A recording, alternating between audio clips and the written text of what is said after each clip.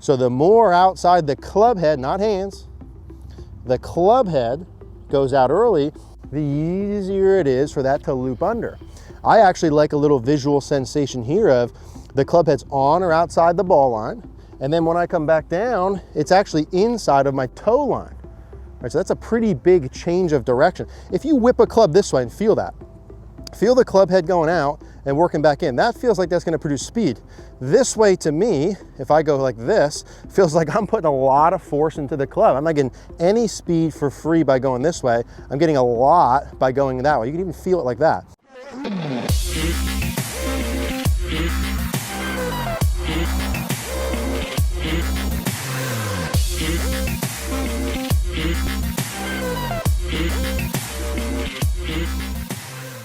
Hey guys, Eric here outside at the Bethlehem Golf Club. In today's video, we're going to be talking about effortless power and two key things that you want to have in your golf swing so you can have effortless power. Now, before we dive into that, two quick things. One, if you are interested in in-person coaching, I would love to work with you. We'll put a link down in the description down below so you can come in and get some in-person coaching from me. If you can't make it for in-person coaching, I would love to work with you through CogornoGolf.com. From wherever you are in the world, you can send me in your swings. We'll analyze those, put a 4-week practice plan, very specific for you together to help take your game to the next level. You get access to everything, all the master classes, all the practice routines you need. CogornoGolf.com. We'll put that link down in the description down below. So effortless power. Now, we've done a couple of videos in the past on effortless power. It's something that comes up a lot in conversation. And really, as I think about it, there's two key fundamental things that I want to make sure you are aware of if you'd like to have more effortless power in your swing. Hit the ball farther, not have to work so hard, right? Something that's friendly to the way your body moves. Two things. Number one is how the club works. And this to me is the most important thing if you're talking effortless power. And here's what I mean by this. During the swing, right, let's say there's a shaft plane, a plane that the club's on and a direction the club is going to move. The more during my downswing that I could get the club head traveling underneath the plane that it went back on, the less physical effort I have to put into it. Let's talk about that again. The more during the downswing that I get the club head traveling underneath the plane of the backswing, the less physical effort I need to put into the club to produce speed. If you ever see any of those things on TV when the pros are playing, they do the little trace, right, of how their swing's going, and you watch from down the line, and always on the way down, that little circle is underneath or below the one going back. That's effortless power. Now, the opposite of that is true. If I get the club head traveling during the downswing over or on top of the plane that I went back, and the shaft gets what we'll call steep, I have to put a lot of effort into that to get it back on plane and produce speed.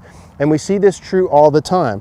Those who hit it the farthest, now I'm not saying you have to do like a Matthew Wolff style, but you could, right? He hits it like 350, so that wouldn't be the worst thing. This video is about effortless power, not a fairway finder. For me to produce speed, you see that all the time. The club head's a little bit more out on the way back, and it's a little bit under on the way through, a little loop there. So how do we do this? Well, I have two little sticks here set up around. One is at the golf ball line, and one is at my toe line. And what I'd like you to feel, and I want you to do this with me and try this out, because you'll be able to feel, it might feel a little weird if you're not used to it, but it should feel effortless and a lot more free power during your downswing. I want to see the club head be pointed towards or slightly outside of this ball line. So this line is on the golf ball target line right there. I want to see the club head on or even outside of it. From my point of view, that club head's actually outside of that stick. And then when I come down, I want to see it inside of that. You see how that works? So the club head's on that stick or outside of it. Now my arms haven't gone way out, just the club head has gone out. My hands stay neutral. And then it works underneath it on the way down. So let's hit with that here first. So it's a little bit of out on the way back, under, very much Rory McIlroy paddle, right? He does okay with his driver as well. A little bit out on the way back, under on the way through. So again, if you're not used to that, that will feel a little bit loopy, right? It'll feel like the club head's working outside on the way back and under on the way through. Now, you don't really have to take it outside. What I said was, It just has to come underneath the plane that you went back on for this to work, underneath it. The reason we go outside is then you have room, right? If I take it back and I go too far inside, how the heck can I go inside of that and hit a ball? I can't, right?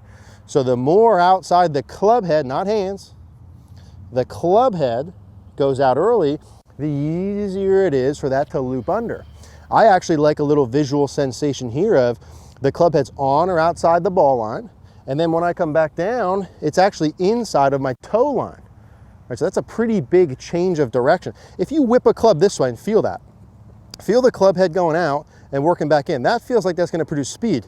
This way to me, if I go like this, feels like I'm putting a lot of force into the club. I'm not getting any speed for free by going this way. I'm getting a lot by going that way. You can even feel it like that. So the club head's working out on my ball line, on or inside my little toe line. So a little loop there again. Feel the club head out, bring it back underneath. Let's go ahead and hit one more with that.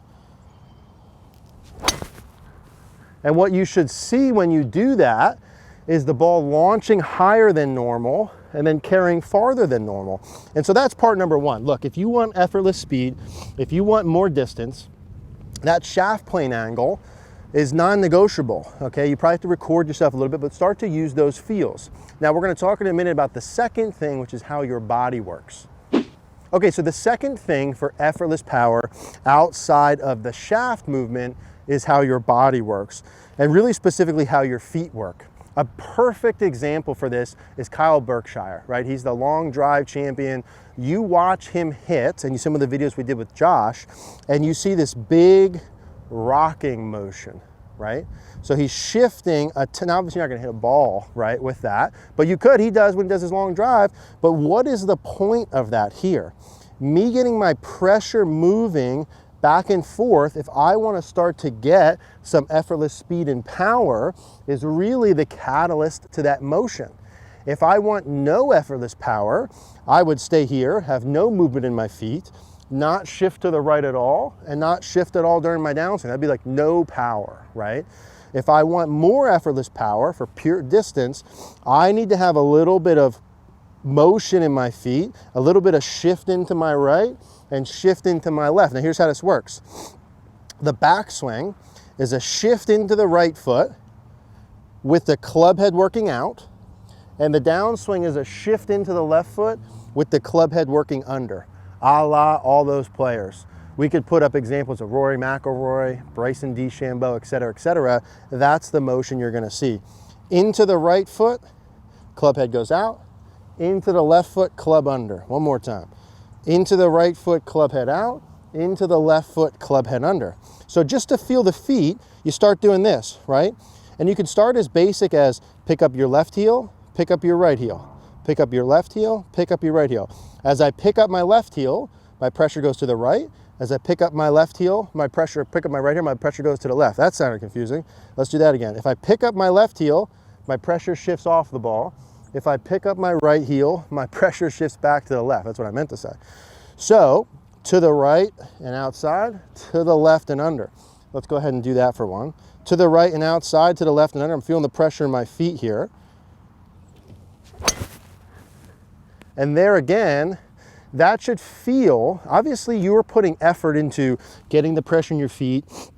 You're putting conscious effort into getting the club head going. What I'm saying is if you put that little effort into the pressure in your feet and getting things started the right way, your transition, downswing, and impact is where it will be effortless. And that's what really matters. If you're putting a lot of effort into the club through impact, that's no power, no control. You want that motion to be effortless. So pressure in the feet, feel the rocking back and forth.